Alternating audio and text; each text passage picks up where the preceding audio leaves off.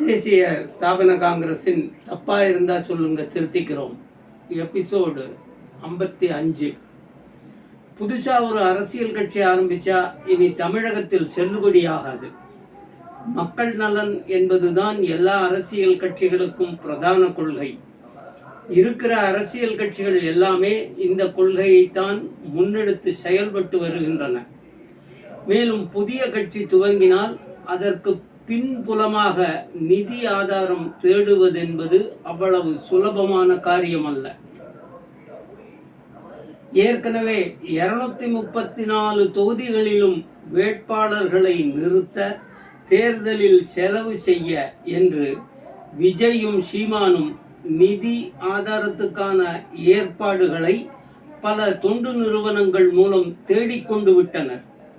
தனி நபர் காழ்ப்புணர்ச்சியின் காரணமாக திமுக அதிமுகவை எதிர்த்து பல கட்சிகள் அமைப்புகள் ஆரம்பிக்கப்பட்டு அவைகள் தேர்தலில் டெபாசிட் இழந்து கொண்டிருக்கின்றன. திராவிட இயக்கங்களுக்கும் கவர்ச்சி இயக்கங்களுக்கும் மாற்றாக இருக்கிற ஒரே கட்சி பாஜக தான் என்பது எனது கருத்து. நேஷன் ஃபர்ஸ்ட், ரெஸ்ட் நெக்ஸ்ட் என்ற ஒற்றை கொள்கையில் உறுதியாக செயல்படுகின்ற கட்சி பாஜக தான்.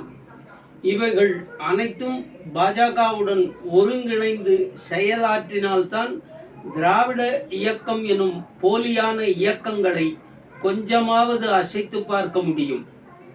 வீம்புக்கு தனியாக நின்று களமாடினால் பூஜ்யம்தான் பரிசு.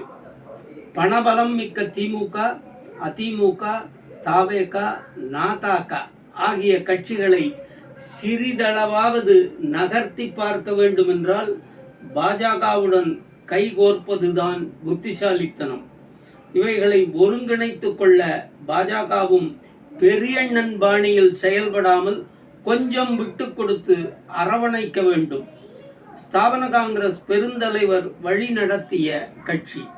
அந்த கட்சி நிலைத்திருக்க பெருந்தலைவரின் மாட்சிமை பேச, அதே பெயரில் அவர் 1971 தேர்தலில் கூட்டணி கண்ட ஜனசங்கத்தின் மறுபதிப்பாக பாஜகவுடன் ஒருங்கிணைந்து பணியாற்றுவதே விவேகம் என்று நான் நினைக்கிறேன்.